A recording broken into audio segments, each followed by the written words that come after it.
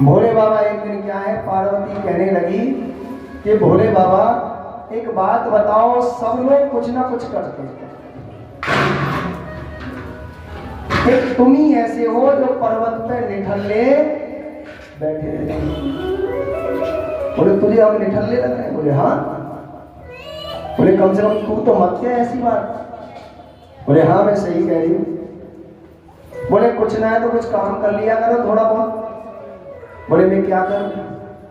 अरे कुछ नहीं तो कम से कम हमारे घर का खर्चा चल जाए, छोटी मोटी खेती ही कर लो। क्या कर लो? खेती कर लो। कौन बोली? पार्वती बोली।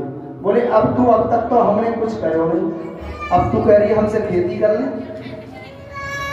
तो भोले बाबा ने कहा तो खेती तो हमसे करना ही ना है, तो एक काम करो ना, कोई बटेरी रख ले ना, है कि नहीं? वो कर ले, जगह की तो कोई कमी है ना है हम पे, दुनिया भर को पर्वत है।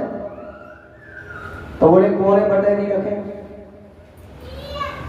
आगे साजे पे कौन रखे भाई? बोले एक काम करो, तुम कहो कि हमारे मित्र हैं कौन, हमारे कन्हैया बड़े सच्चे मित्र हैं, तो कन्हैया को ही रख लियो ना बटेरी। बोले अच्छा। बोले वो ले गए हो तो?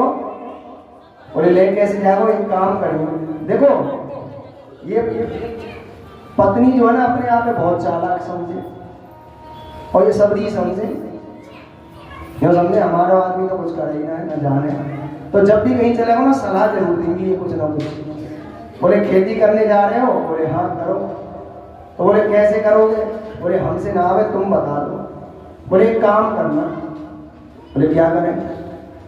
बोले ऐसा करना, जब वो कन्हैया बहुत चालाक है, जब खेती करो ना तो उनसे कह देना नीचे की हमारी लेगी और ऊपर की तुम्हारी लेगी। बोले बाबा पहुंच गए कन्हैया के पास। बोले भाई खेती करने का मन कर रहा है। बोले अब क्या करोगे बुढ़ापे में खेती? अब तक तो जवानी में तो तुमने खेती नहीं करी। अरे क्या बताए, रहने नहीं देती है, अब कह रही है बुढ़ापे में खेती करो, कुछ कमा धमा के लाओ, ऐसे ही लुटा दो दुनिया भर को। बोले अच्छा। बोले कहाँ करोगे? बोले भाई देखो तुम जैसे कहो, पर हमारी एक शर्त है। अब कन्हैया बोले कौन सी शर्त है? बोले भाई देखो नीचे की तो खेती हमारी रहेगी, वो ऊपर की हमारी रहेगी और नीचे की तुम्हारी। पार्वती ने कहा कि ऊपर की हमारी रहेगी, नीचे की जो बट करेगा उसी